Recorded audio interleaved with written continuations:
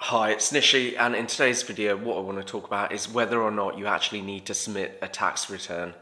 So this is quite an important topic at the moment because I'm having a lot of meetings with potential clients, and quite often their previous accountant that they're looking to move away from is forcing them to submit tax work that they didn't necessarily need to submit. It could be because that accountant wants to charge them the money to do it, or they just don't understand the rules behind it. But what I want to talk about in this video is when you do and when you don't actually have to submit a tax return. So, contrary to popular belief, HMRC are only bothered about receiving a tax return if you actually owe them some money. And there's many instances where you can earn money where you might not actually owe HMRC any tax. For example, you can earn like £1,000 a year in just miscellaneous sole trader work or self-employed work without having to declare it, because you've got your trading allowance, you've got your personal allowance, and quite often that doesn't trigger a tax or national insurance bill.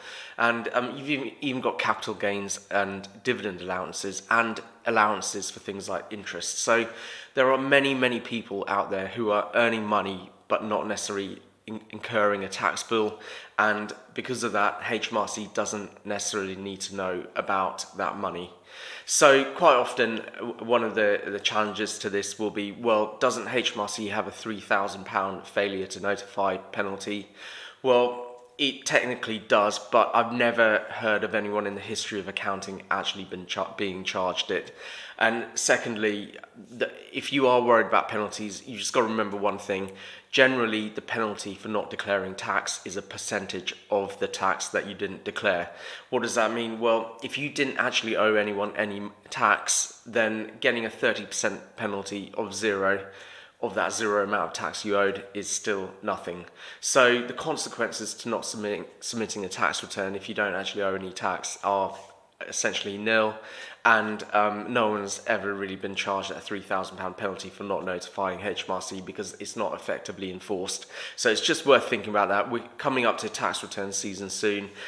If your accountant is trying to get you to file a self-assessment tax return but you don't really understand why, it is worth challenging it, because if you didn't have any income that you need to declare to HMRC that they are interested in, what you can do is actually call them and get that return cancelled, and then save yourself the time and effort of actually having to do it.